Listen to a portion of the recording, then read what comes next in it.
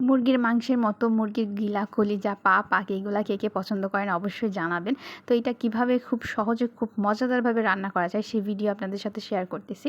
আমাদের বাসায় আর কি যেভাবে রান্না করি তার জন্য হইছে ফ্রাই প্যানে প্রথমেই তেল গরম করে নিতে হবে। তার ভিতর পেঁয়াজ দিয়ে দিতে হবে। পেঁয়াজটা ভাজার সময় কিছুটা এলাচ, দারচিনি, তেজপাতা দিতে পারেন। তারপর পরিমাণ মতো সব ধরনের মশলা দিবেন, যেমন পেঁয়াজ বাটা, তারপরে আদা রসুন বাটা, জিরা বাটা, হলুদের গুঁড়া, মরিচের গুঁড়া, জিরার গুঁড়া, লবণ দিয়া পরিমাণ মতো মশলাটাকে খুব সুন্দর করে কষানো হয়ে গেলে মুরগির যে গিলা কলিজাটা রান্না করা হবে সেটার সাথে কিন্তু আপনারা আলুও দিতে পারেন। দিয়া তারপর খুব সুন্দর করে মশলার সাথে আবার কষাই নিতে হবে। মশলার সাথে খুব সুন্দর মতো কষানো হয়ে গেলে পরিমাণ মতো কিছুটা গরম পানি দিয়ে দিবেন।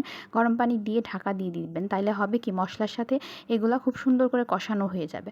তখন হয়েছে আবার ঢাকা দিয়ে দিতেছি। এইটা প্যানটা কেন জানি ছোটো মনে হইতেছিল, তার জন্য অন্য আর একটাই ঢেলে নিচ্ছি। নিয়ে তারপর আবার খুব সুন্দর করে কষাই একটুখানি গরম পানি দিচ্ছি। এভাবে কয়েকবার কষানোর পর দেখবেন খুব সুন্দরভাবে রান্না হয়ে গেছে। তো এখানে বেগুন ভাজা হইতেছিল। তো আমাদের রান্নাটা শেষ, কেমন লাগলো জানাবেন। ভালো থাকবেন।